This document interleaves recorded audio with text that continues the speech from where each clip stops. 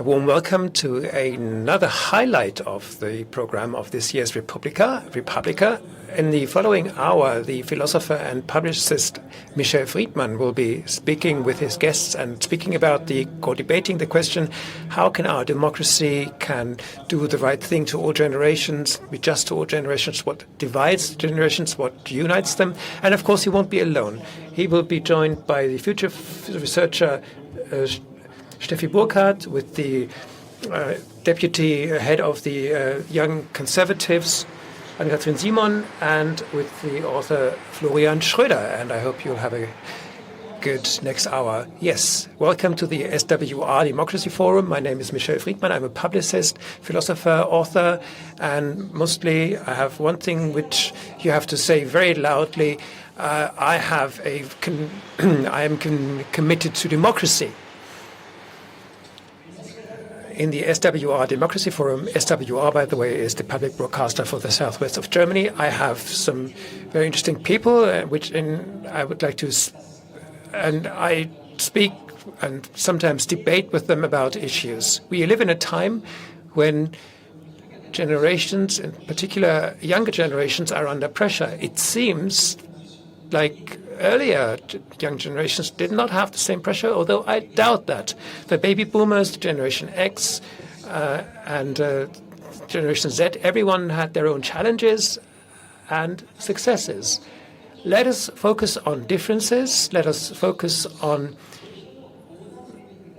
ruptures between generations, or are we able, in the democratic and all other issues, to build bridges without actually giving up our opinions, but come forward with reasonings, arguments, but use these bridges to see ourselves as equally worthy and debate, because that is the oxygen of this whole liberty term.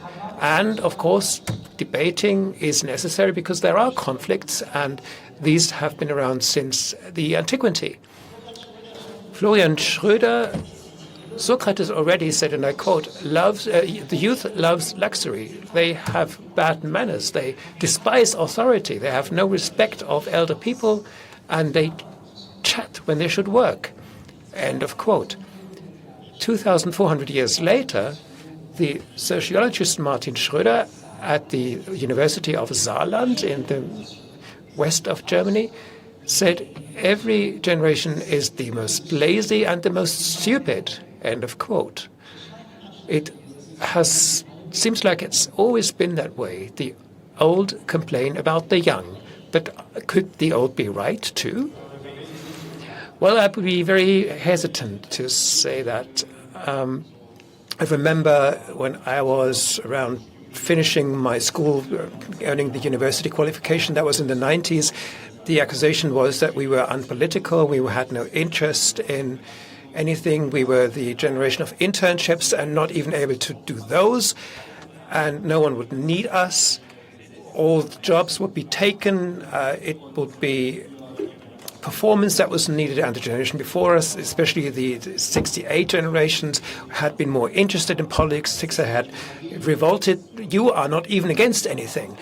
And there might have been something to that, but this kind of painting things very pessimistically, I found just as misplaced as what I hear about Generation Z these days, saying that they are lazy, don't do anything, and the like. And I do actually believe that you have to look closer. Yes, let us look closer then. And in order to not get stuck in just looking closer, what do you see when you look closer? What I see is in the current young generation, well, you are no longer young, if I'm allowed to say it. Well, yes, I'm a middle-aged, white, old, cis man. If that's the way you feel, exceptionally, I will not object. Yes, well, you are the kindest presenter, of course, that you could imagine. Yes, of course. So, Generation Z, how do you see them? Well, I see Generation Z as something that has a lot of awareness of the times and aware of the fact that they are a decimated generation, and that is something they use very well, and they kind of place accents that the others haven't done, place some certain focus points. And I think some very good ideas are emanating from this generation. They don't allow anything to be done with them. What kind of focus points then? I haven't quite understood how they see this Generation Z. What accents, what focus points do you see? It is a generation that is very clear about engaging for sustainability, ecological issues, a future with a different awareness, a different kind of care, an awareness for other generations, but also other people in general. That is my very clear impression, and that is different to the way it was in my generation. How do you, Ann-Cathrin Simon, perceive yourself and the Generation Z? Well, I think much of what Mr. Schroeder just said I can support.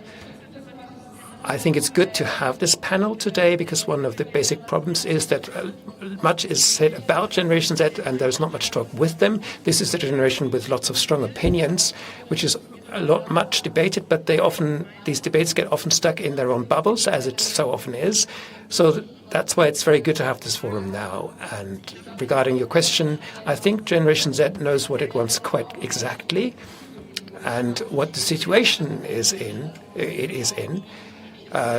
Regarding the job market, the kind of expectations they may have, but also what the global situation is. And I think sustainability is a big challenge to the current generation. Also, Germany as a business location, the war, and the awareness that they have at a very young age through social media. More than 60% of the young inform themselves via social media, and mostly TikTok, right? This is their information medium. And so again, another question. Your generation is the first digital generation. Their communication, their content, their positioning has a very different sociological and psychological and therefore communicative world as any other generation before it. What, to you, are the advantages and the disadvantages that come with that? Well, the disadvantages, the drawbacks, the medium, in particular TikTok, which you mentioned, is as the main medium for political news to the younger generation, comes with a lot of threats, independent of who operates these platforms, just because this is such a shortened format. We have 30 seconds to get your message across. And I have tried to publish reels on TikTok because that is the medium, but it's so hard to put a complex issue into 30 seconds, break it down into that format. So you simplify a lot, you generalize, you don't get into depth. And for more populist parties, be it on the right or the left, this is the medium that really is successful. I do finance politics. It's kind of boring to talk about tax rates and it's the same in the analog world, by the way, to be honest, but do help me a little. This is a generation that through COVID, but also through its digital socialization, well, the immediate contact that we as sociologists knew through friendships, they take this into another world, and I'm not going to make a judgment on that. The interpersonal relationships are different. Feelings are manipulated quite differently and also organized very differently. If you take this first generations, although there isn't a matrix for that, we are at publica, aren't we? So this has come about through the digital world with its advantages and drawbacks, but still we are sitting and we enjoy sitting on this panel. My generation has seen both, so has yours and yours, and now there is a generation that doesn't really know what I'm talking about, or do they? Well, that is a very good question, and I think we do experience a paradoxon in terms of technology. We are digital a lot, we use that a lot. It's a very important part of our life reality. 70 hours a week is what young people spend online. But at the same time, we see a turn towards the physical world, the multisensory perception, personal perception, because what we experience in a room like this, we cannot experience in the digital world. And what we also know, meanwhile, is that young people are very well networked and communicate, which to them is a bit of a power tool, this digital connectivity. But at the same time, we see a lot of isolation in this generation, where they say we are networked digitally very well, but in the physical world, we do not feel that strongly connected. We don't have these deep relationships, and that is a threat. This isolation will increase, and if we put that together with the individualization, where social norms are further and further diluted, there is a certain lack of orientation in this generation. And we have to take this generation by the hand much more than, and something you said before, the digital space. What does TikTok do? We do know by now that TikTok is a very toxic platform, extremely toxic, and it is our responsibility to protect minors from that. And those people responsible in the tech industry have to be taken to account and held to account. And we see that in Spain, for example, where they say rules have to be but these rules refer to schools, not private life. I would like to point this out, because the 13, 14, 15-year-olds' private life, to regulate whether they can be online or not, is an intrusion into their lives. And I would like to come back to the isolation that you talked about. And I would like to ask all three of you. We know that cognitive intelligence, which is knowledge, which is what we need, but also the emotional intelligence, this is what makes a human. That's the question of empathy, and that's the underlying issue in all political conflicts, the question of political culture, rather than just screaming at each other and just thinking of oneself. Do you believe that through the digital experience of the young generation or the somewhat older generation that is still affected, whether a question like emotional intelligence and empathy and the ability to connect, has that become stronger or weaker? I would clearly say that it has become stronger, because especially through this phase, including COVID and that experience where people were so isolated and had to withdraw to the digital world, I believe I've seen in my surroundings that many people were then looking at themselves a lot and their immediate surroundings, and the question, what is the value of human relationships? How do I get in touch with my counterpart, because something might be missing? And when we then came out of COVID, social media, of course, still were a huge thing, but the first switch was that you realized everyone was so happy to be able to enter into physical relationships, offline human relationships, and people were a bit more aware. And of course, there's a pendulum that swings back and forth there, but the tendency clearly was there.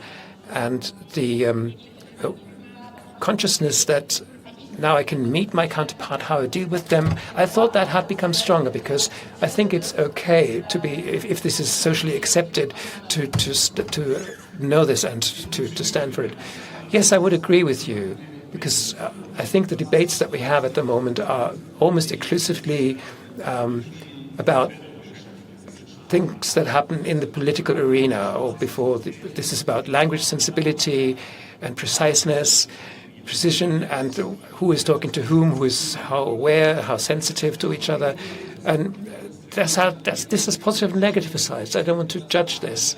But clearly there's a focus here and a new awareness, how we talk with each other, how we address the other side, what do we say with the words that we do say. And we see that in various areas.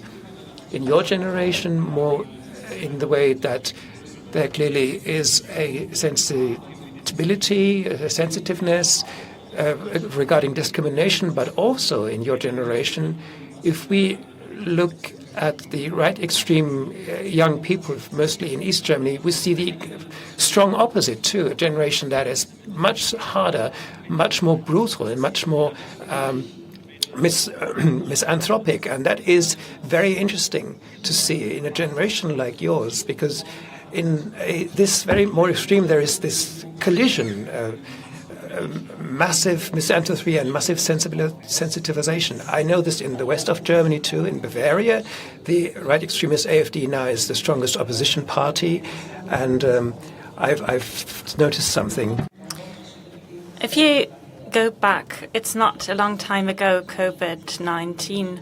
I have a 16-year-old and a 20-year-old son, and I witnessed both of them during that episode. If you're not self-confident, if you're going through puberty, if you haven't learned how to deal with other people in a direct conversation, and you're in that phase of puberty, those who actually had to learn, who didn't have the self-confidence, who didn't have the ability to communicate, were isolated more and more. And what helped was any kind of contact with the rest of the world. Well, a problem I'm seeing in the digital realm is we're living in an attention economy, and we've witnessed that during COVID-19. It's getting more and more extreme. The opinions are getting more and more extreme, and we're seeking attention. And I see that as a danger, that the opportunities to learn that there are different opinions, there are different perspectives, is lost because there's no real dialogue in the cyberspace. And at the same time, in the physical world, I'm in about 100 companies, and in the inner circles where decisions are taken, you talk about Gen Z, you talk about the future of employment, the future of the German economy, and I think it's a bad thing that we don't have a real dialogue and we're not engaging the younger generation. Where should young people go and seek out real dialogues and to learn how to argue and find a common agreement in the end, and to discuss on the objective level and not the emotional level? And I think there's also a responsibility young people have to gain those competencies. You are leading a youth organization of a party called CDU. I'm sure you've heard about it. What's it like to lead a youth organization in these times? Let me add the following thing, and you tell me whether it's a prejudice. The parents of most Gen Z people born between 1995 and 2010 approximately, are the most spoiled generation since a long time. They hardly experience any conflicts, let alone political conflicts. And then there's an epidemic that no one has ever seen. Then there's a war and a worsening of perspectives per se. And parents and young people have been thrown out of this la-la land. And the researcher Jürgen Schwetzer says, and I quote, "Many people from Gen Z during COVID-19 had freedoms taken away that they took for granted, and they realized that a part of their youth has been stolen." What does it do to a generation like that? Yeah. Well, if you maybe prejudice or judgment, I don't know, but in the last few decades there has been a lot of change, and my generation was extremely hit by that. And when we were younger, we saw this in our parents' generation. You grow up in wealth and peace. I know that we as Conservative Party, we had this election slogan for Germany in which we would like to live and live well. I think this came of an impression that everything's good and we want everything to stay that way. And this election campaign motto would no longer reflect the feeling of at least my generation because, well, we know the challenges that are ahead of us and they are so manifold. We are coming out of COVID, so we know that freedom is not a given. But we also know that this decades of peace that we had are no longer a given either. And we know that politics that was made in the last few decades with sentences like pensions are safe, and this actually came from the Conservative Party. Yes, of course, I know, and it is just justified to be self-critical here. And I think my generation is very much aware what challenges exist at the moment. It knows what solutions there might be, and that it is worth discussing this, and they don't want to be taken for fools. And it's therefore quite important, very important, to have forums like this where people are talking with the young generation and where they are taken seriously. And when people say, I don't know what is going to drive me forward in the next few years, maybe I wanted to finance my house, which is no longer possible. I would like to work towards a pension where everyone tells me, oh, you can just leave it because the way that state pensions are financed is just going to fail. I would like to live in a sustainable world that is still going to exist in a few years. And I want a world in which there is peace and not war. And that is something that will not just happen by itself. It's something that we as Democrats have to work on together. Yes, understood. I heard that. But interestingly, when I was young, I wasn't thinking about pensions. So that has to be a new phenomenon regarding security. Well, if I can pick up on that, please. This is a typical kind of debate between young and old, I think. Thank you. What we see is Generation Z, Gen Z, is the first one that has 13% less buying power than the previous generation, adjusted for inflation. And this is new. And we know that this issue, that the slogan that pensions are safe, has been a lie. And no one actually dares to tackle this in politics. We need new solutions. Otherwise, we will have a generational conflict, which in the kind of welfare society that we have, we should never allow to happen, and that shouldn't happen. And what we see is that we have a generation that is worried regarding the future. They still have courage too, but they have concerns. And what is lacking is good leadership and inspiration in politics. Where in politics do we have the leadership that tells us that tomorrow can be better than today? So we need a shared dream, a vision for a future based on the issues of the young generation. And what politics likes to do, of course, is, well, look at their target groups and their large groups and communicate only to them. And that is a threat. That is a danger that we have to look out for. And these things have to be taken seriously, the generational issues. And we have to show that we can shape the tomorrow. We have huge potentials in Germany. But that involves having a politics that really is leading. And I visit lots of businesses and ask, where are the leaders now that are showing the way in this transformational world? Where are the visions that can take us forward? Yes, I'm with you completely. But because you just brought me to the category of old and young. Well, you said, well, no, actually, I just wondered, who were my political visionaries? Helmut Kohl, Gerhard Schröder? Politically, I'd like to say these were not the kind of people that turned me on. And to be honest, completely honest, the businesses that you advise, you have a different view. I am a business lawyer, but my view is that the medium the norm has been setting the standards in the last few years, economically, politically. If you look at who the elites and role models were, this is not a new phenomenon of the present, but this contradiction is welcome.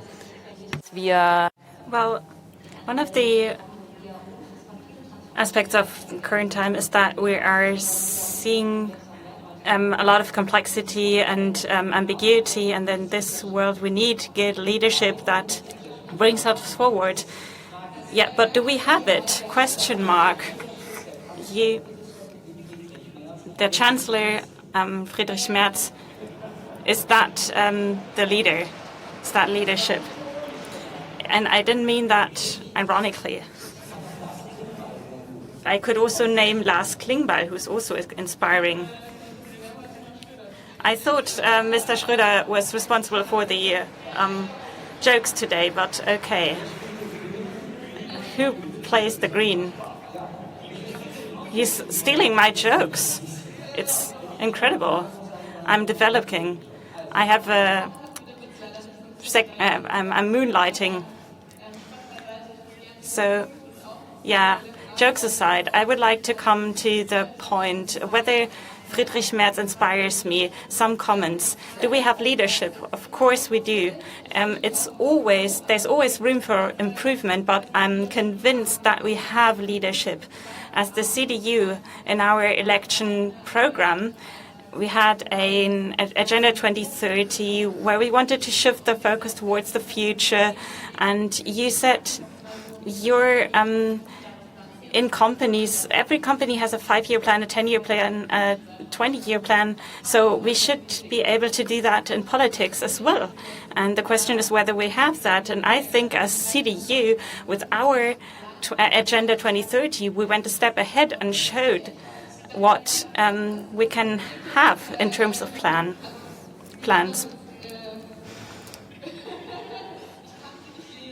I can't really read you. I can't read your mind. Well, yeah, that's a business principle. So I assume that you're not joking, but it's a compliment towards Mr. Merz, who is in his first days in office meeting all the important men and women in the world. As you're representing the CDU, I have to be the neutral pole in my role as public broadcaster. Yeah, there is a future for which we're fighting. You don't need a chancellor for that. The future is always there. Yeah, but a future we want to fight for. So let me make one more point. We're talking about Gen Z all the time. We're saying it's become difficult. I don't want to expand on that, but we have to take responsibility. And you asked me, what is it like to lead the youth organization of a party? And you can see very clearly that the numbers for all parties are going back. 50 to 70% of young people today say they're interested in politics. 50% are active in political organizations. I would like my generation to take over responsibility and show that they are able to deliver and not just talk. All right. Now let's take some vinegar and salt and pepper in here. At the last election, the strongest party within the young people wasn't CDU, wasn't the Greens, wasn't SPD, but AfD, the right-wing extremist party. Double digits for the left as well. So the dream of the young union is split. And the democratic parties at the last election weren't ahead. So how do you explain that, Florian Schroeder? Well, first of all, this tendency towards the extreme isn't nothing new. It's always been there, especially first-time voters tend to be more extreme than older voters. This is not surprising. But now we have right-wing extremism. Yeah, of course. Now in Germany, as one of the last countries in Europe for the first time, we have, unfortunately, a party that makes a right-wing extremist offer. And this is very concerning because it shows us that, especially among young people, there is a veritable part that believes that the solution is isolation and pseudo-security. If you close everything else out and do whatever you can to keep them out. What the story the AfD tells is a story of being victims. We're the victims and we have to fight against the oppressors. Yeah, I'll come to that in a minute. It's a party that is extremist, that wants nothing to do with democracy, and that is so palatable because it gives simple answers to complex questions. And I think that especially among the young male generation, it's a big problem that there's no leadership figures. Like, I don't know if the parties are offering anything like that. We don't only have a problem with leadership in politics. It's in all other aspects of society as well. Where are the young intellectuals? There's a great silence there. There's people are demanding answers, and this is very good for AfD. And on the other hand, we have the left, which I don't want to draw parallels with the AfD. But we're seeing powers come into play that very clearly do not put their trust in the established politics, but want an end to something. And this is very dramatic, and we have to oppose this. Yeah. I think the question is always, what is the symptom? What is the root cause? We can't continue as we did before. Things that worked in the past aren't working anymore. Whether it's the pension system and other models, we've reached a time where we need new solutions. And if we see one thing, it's a huge loss of trust in politics. And young people are looking for an orientation, not just in the digital realm. And if you offer simple solutions, you can win over people. But what is the symptoms? What is the root cause? And what is happening at the moment is that we're putting a lot of load on them, and we shouldn't have to. And I am very concerned when I see statements like by Friedrich Merz in the past few days, we need to perform better, young people need to put in more performance. I say, attention, this is where you use young people. And of course, a big question is, what is performance? What is wealth? When young people don't work, we can't keep up our wealth. Well, what is the performance about? Do we want to attain the same wealth we had in former times? Well, it's about the social systems, the health care system. We have a very aged generation, and we have existential questions for old people. And when old people rule, they have a great desire for the young generation to perform. Yeah, of course, and that's a problem. And I'm seeing it very often. There's always someone standing up here. And I don't understand this question. Young people know that this isn't working. We have two working people at the moment who have to finance one pensioner. How should that work? Well, we need a society that finally realizes we need people, we need diversity, we need young people who come from all over the world, because for far too long we've been just resting on our previous wealth. Yeah, if we're talking about performance, can we maintain productivity in the future? And the equation performance equals wealth. We need to communicate with young people about topics like AI. Whenever I hear about this, I think it's sad that those are the questions raised by the young generation, because we have other means of ensuring prosperity in Germany in the future. But we can see with what you added, there's a lot of complexity. Yeah, there's always complexity, but let me raise this point again and discuss the current issues. Forza, the Statistical Institute, issued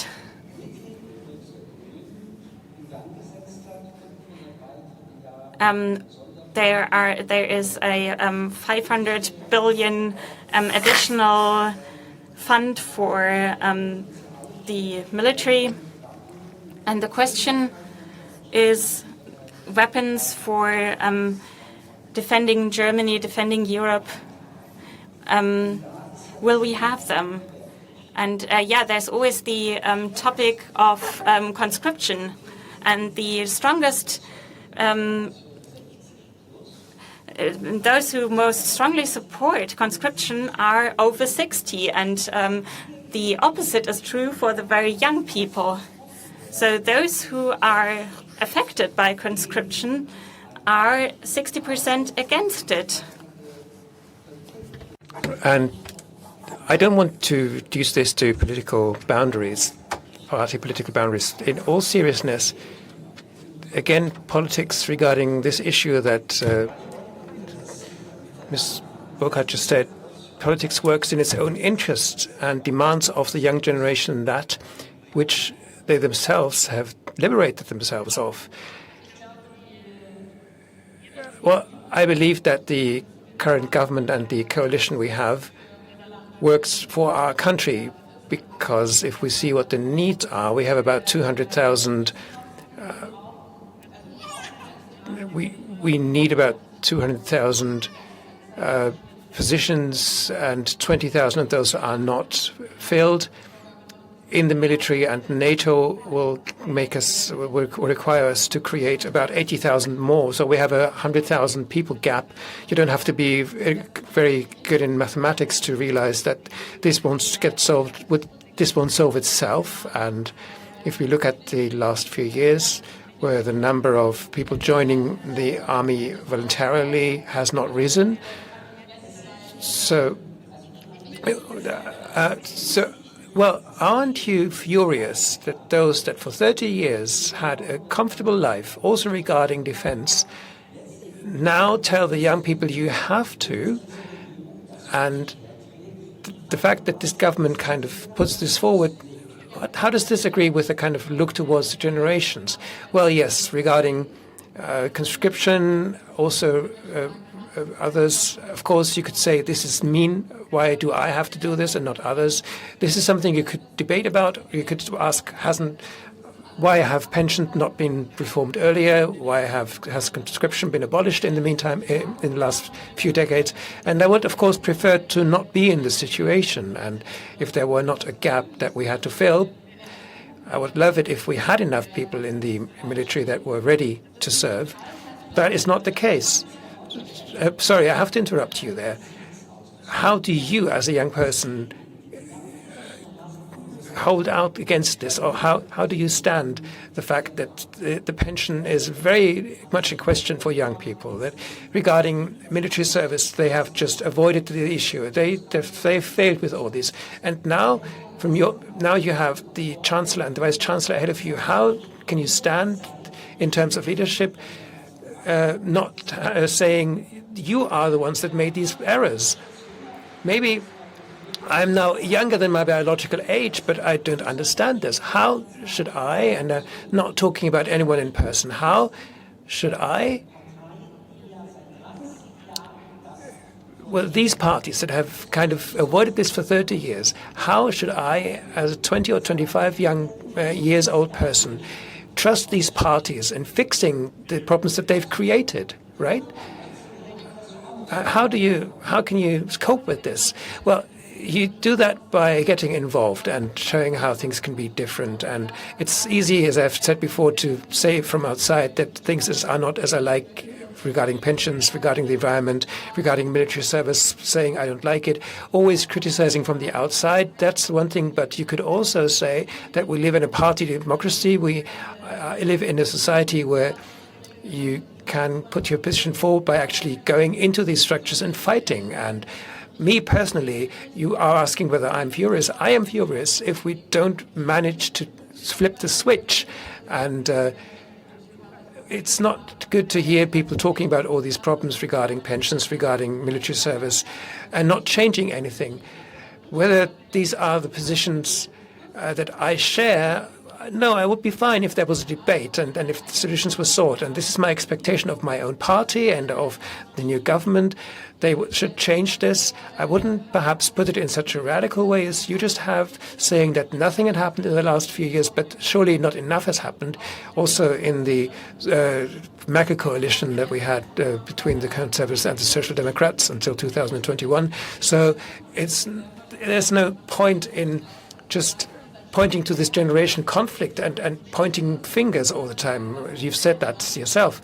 So we should fight together for a world in which the young generation has a future, because we always talk so dialectically, saying that there's the one people on the one hand and the old on the other hand. But if I look at my grandparents or my parents, they too clearly want me to live in the future where I will have a good position, where I can finance my home and so on.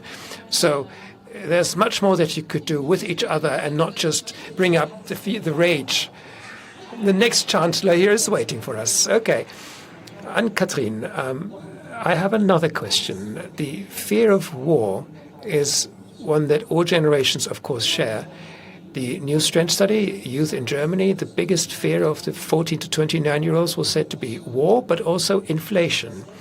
Now, that is, of course, conforming with all the results from the ShareAlike study of the youth that said youth poverty was one of the biggest concerns of young people. But many people from your generation articulate, and I'm saying this without judgment, articulate high expectations of employers.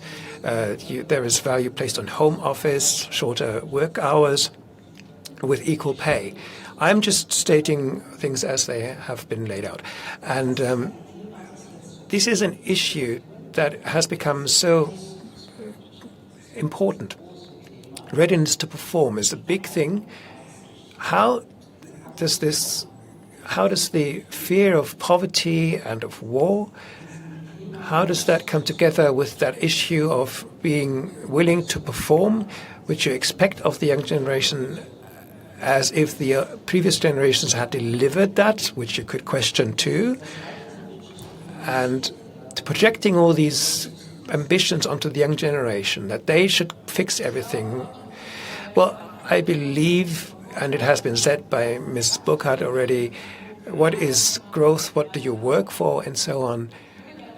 The young generation simply wants to see, and I think that has been very much the case in previous generations, they want to see that the work they do will be worth it. There is the material aspect, but also what do I work for? I've said it a lot. Will I be able to afford my own home? Doesn't sound very sexy, but many people around me like to say, I would be able to work and save money to be able to afford a home and sometimes and pass that on to my family. And I cannot put this money aside at the moment. I will not be able in the future to afford a home. And many then are lacking an important perspective here. And I think the good news is that there are many controls that politics could twist there to create a structure and change the structure, which you've also talked about. For example, skilled labor immigration, to have an attractive business location where people like to work, and that involves everything. It does involve the work-life balance. It involves the tax burden. How can I put money aside, for example, for a home? What is pension politics like? So this is also complex, and I believe that the young generation is very much aware of that, and that it's not just about wanting to go on holiday and wanting a home office so they can work on the beach. No, it's much more complex than that. So politics has a lot to do here, and I'm quite confident that it will be possible. You'll have to help me. Democracy is about voters, and those who receive the most votes have the opportunity to be in government. The older generation, in terms of numbers, is very much represented. The young generation, not so much. And now let's look at the last federal elections. In the new parliament, we have 630 members, and just 32 of these, 5%, are under 30. 143 members, another 25%, are between 30 and 39. So how, in terms of political power, should a debate come about in which the perspective, not perhaps the future, but the present, it is the present that we are talking about, isn't it? If you are 30, you are, well, somewhat future, very much present, and a bit of past already. That is what it's like in life. So how should this come about if this is the reality of our country? Yes, well, you've nailed it. We have far too few young people that are involved in these decision-making committees, forums, and that is a huge problem because we see that decisions are made for the masses. We know who the masses are, and not for a Gen Z that feels kind of powerless. And that is not good. And I would like to come to another point, the one that you just talked about, and that is the promise of society, societal performance, the performance of society, which was you go to work and then you will be able to cover basic needs such as your own home. You can go on holiday twice a year. So you can still put some money aside, and you will have a good mobility infrastructure. You could now say digital infrastructure. Digital infrastructure is a part of that too. And the Gen Z will see that both sides of a couple are working and they still can't afford a home in a city such as Berlin, Hamburg. And that means that we are now in a cost of living crisis where young people are in absolute crisis. And the threat that comes of that is an end of ambition crisis. And that is a real threat. If people feel powerless so much and don't see the sense anymore, why then should they perform? Well, in other countries of this world, you would say to survive. If you ask the question that way, that is exactly the way, the existential way in which I will have to answer. So this is a question of wealth and privilege that when you would ask, what do I have to work for? Well, ask this in poor countries, because there it is a survival tool. Maybe that is one of the findings that we, and this maybe is the first generation that will be told this quite painfully, life is not just life, living, but also surviving. And we see these in the crisis that we've just talked about. So just as a little aperçu of to your remark, I would like to come back, because we are at Republica, to the digital world, because you could say there that the generations have different ways of communicating. I've just said I've watched something on YouTube. Then people like you said, are you old? So if you just mention Facebook, that is just not on anymore. And I didn't mention it just for that reason. Well, that was just an example, yes. I wouldn't have thought of you in that way anyway. But there are platforms such as Twitch and Reddit where younger people are.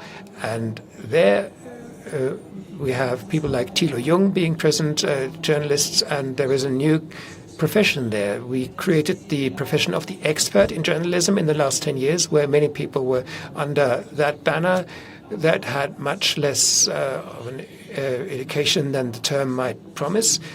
And then we have the influencers that are very much in the political world now.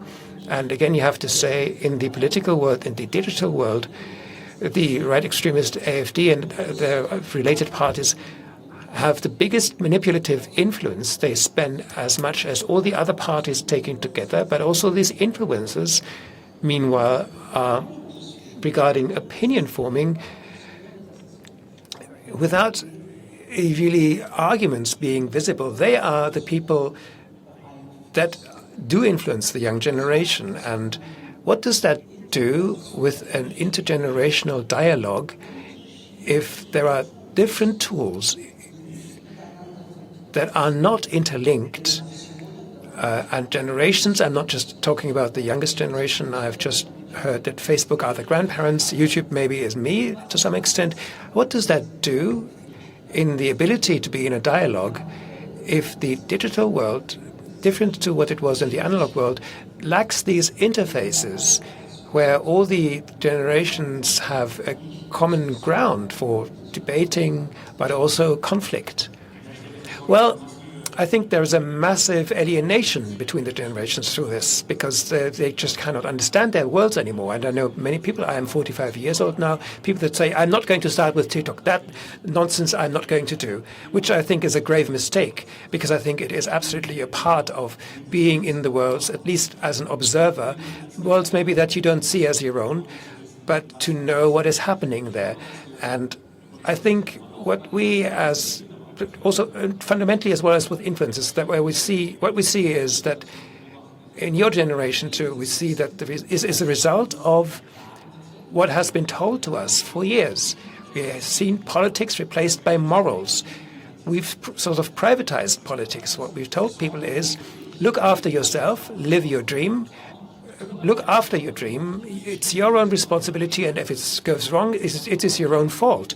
And what we see now is, with the culture of the influencers, and of course there are very varied influences, many use this in a very dignified and educational way, but what we do see is it is a world that splits up into further and smaller areas where everyone has their own home, their private home space, their own truth, which I think is a very problematic aspect.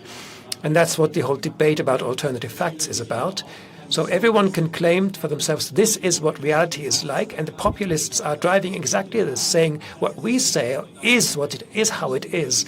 And at the same time, they're talking the biggest nonsense. So what is missing is a bridge between the generations, not just from the youngest to the younger ones to the older ones, but also the other way around. They shouldn't say, this shit on TikTok is nothing for me. We could learn something from what's happening there too. And maybe we could use this world too for educational purposes, because it's not just like, well, I may agree to the analysis that this is a problematic platform, but there is not just nonsense happening there. You could turn it around to something positive. I am on Instagram, and I would claim for myself that I'm using it in a very democratic way. Is Instagram a democratic tool or a problem? Well, we are following each other. Yes, I am legitimized by you now. What you should never do in presentation facilitation is to go one step back. But I've just thought of something. This discrepancy between old and younger voters at the European elections. Younger people can work from 16 years on. Would you be in favor of having the same thing for the federal elections, because that would involve a few million more young people that could push these issues a bit further? Well, personally, the way we are set up at the moment, we have the issue of social media and the threats that come with it. We've talked about this a lot. So I'm more against extending the right to vote to 16-year-olds at the federal level. Well, why then at the European elections? The European is even bigger than Germany. If Europe is bigger, why shouldn't you start with the smaller level? Well, actually, it's not the one or the other. For me, it's the basic question, should it be allowed from 18 years? At the EU level, we have what we have. That is the law, and that's okay. Well, politicians have decided this somehow, and for some other reason, there is the decision that this shouldn't be the case at the federal German elections. Why? Well, I believe that, this never should be the case, I think. Well, I didn't say never, but why not now? I remember, as an older person, the debate when 21 was the voting age, what an outcry there was when it was said that 18 should be the age. And the very same arguments were put forward. They're not mature enough, they don't know enough, they don't know life sufficiently. So why, if through the decades we think about this, the younger generations are well informed, better informed, whether in a manipulative way or not. Younger generations are very much more in exchange than they used to be in previous generations. So we do want young people to get involved. So what could be more motivating than to give them the rights that the 18-year-olds, the 80-year-olds have? So you will start and then I'll get to you. Well, it's very nice for you wanting to help me. It's not easy, but I would like to answer this. I think the advantage, we did talk about social media. We said that young people are more informed, but I did also say at the outset what the threats are. And I think we should have the ability to have a very well-founded decision in elections. And this question could be applied to all generations, of course, but I think exactly at that age, 16 to 18, where a lot is happening in one's own bubble, maybe there is a lack of a certain guardrail that you can use to put things in perspective. I'm not saying that we should never get there. I think it is a task for us to look at young people as they are at the moment. Okay, understood. So we have biologically puberty stops at 25. Well, yes, I have actually just exited puberty. Well, okay, I do believe it would be absolutely the right thing to give 16-year-olds the right to vote. I really don't see the reason at all. This is a generation that has so many burdens to shoulder, that has so much responsibility that is put on them. We see this in the debate, what they are all supposed to do, what they have to do, what they do not do, although they could. So we are big in talking about this, but on the other hand, we do not trust them to make these two crosses. And also in families, that this can, of course, create a massive amount of politicization, having these questions to answer. And 16-year-olds are more at home than 18-year-olds are. So especially the 16-year-olds are the people we should entrust with this. And there's no reason at all not to do that. The same opinion. Yes, exactly. I am of that opinion. I would say that from the age of 16, that is an age from when people could actually go to vote, and there is an advantage because you have the debates then.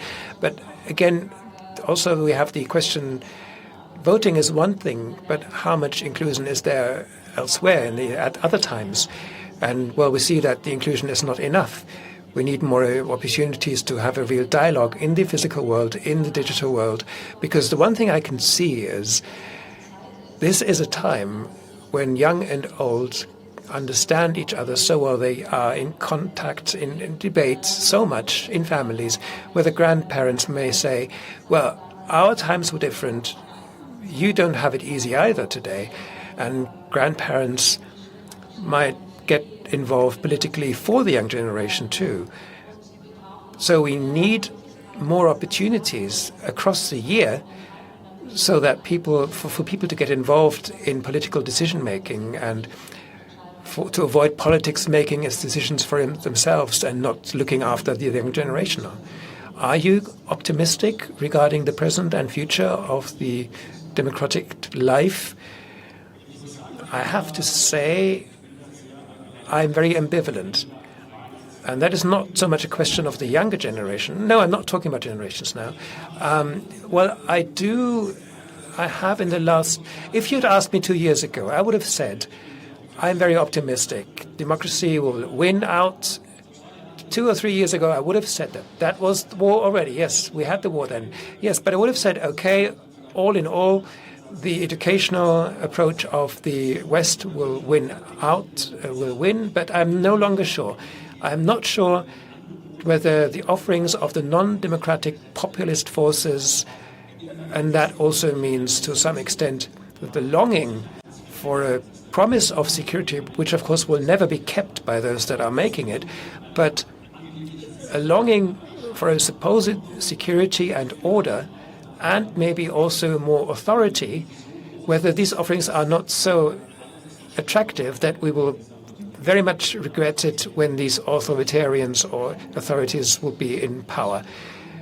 no generation is hit by this prognosis as lifelong as the young generation. Many older people might be sitting there and think, well, maybe we can just slide through, and if the right extremists get into power, they may be ready to adapt. Opportunism is part of human nature. So you can think in eras, how long will I have to play along?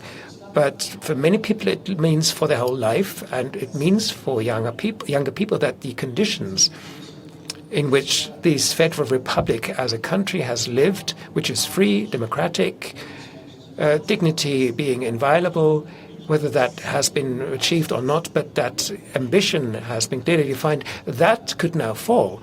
And why? And this isn't just about this generational debate. Why is this very basic attitude that we've just heard not motivating enough for the younger generations, and I would say up to 40, because we are talking life biographies now? Why doesn't that create a louder, stronger kind of engagement, not necessarily linked to parties, but an engagement for this liberty? For God's sake. It's the whole life that potentially will be lived under very different circumstances. Why not? Why aren't they louder? I don't really know whether I would share your description of it, saying that this is not happening, that they're not loud, and they're not fighting for a different future. If I look in my surroundings, and I don't mean political surroundings, then all of us are very much engaged because we do want to fight for a better country. But if I look at my non-political friends too, they have a very strong opinion. And, well, that's not a movement, is it? Sorry, please don't be annoyed, but I'm now going to be radical. This is not a movement. To be honest, they don't disturb anyone, right? And I'm talking about all youth organizations of all parties. You're not really disturbing anyone, not even your own mother party. I don't understand that. Well, whether our mother parties would subscribe to that, I doubt. But I believe we are very much aware where we want to place our issues, where they might be heard. We've talked about this a lot today. It's not just about talking, not just about listening in the way, well, it's nice that you've said this, and then let's leave the room or the hall, and then we forget about it. We have to keep at it. Okay, right. So I will now ask you at the end to explain, do I need a hearing aid? Is this because the older generation also doesn't know anymore how these current situations could be changed? Is the young generation aware of this? And the numbers say this. 45% of young people call themselves politically interested. Is there too little incentive? Or does this just turn into a dangerous silence? Well, they may not all be active in party politics, but they're very active in the digital space because that is a power tool. And the question is, how loud can you be there? And I agree that we have a very much politically engaged generation, but they work differently than other generations.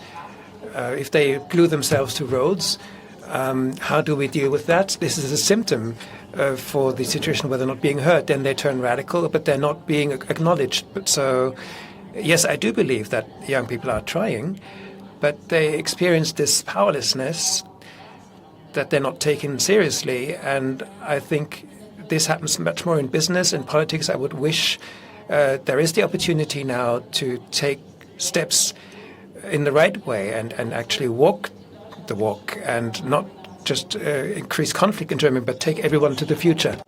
Thank you so much for 60 minutes of ideas, exchange of arguments. Thank you for being here, and I wish you a nice rest of the day.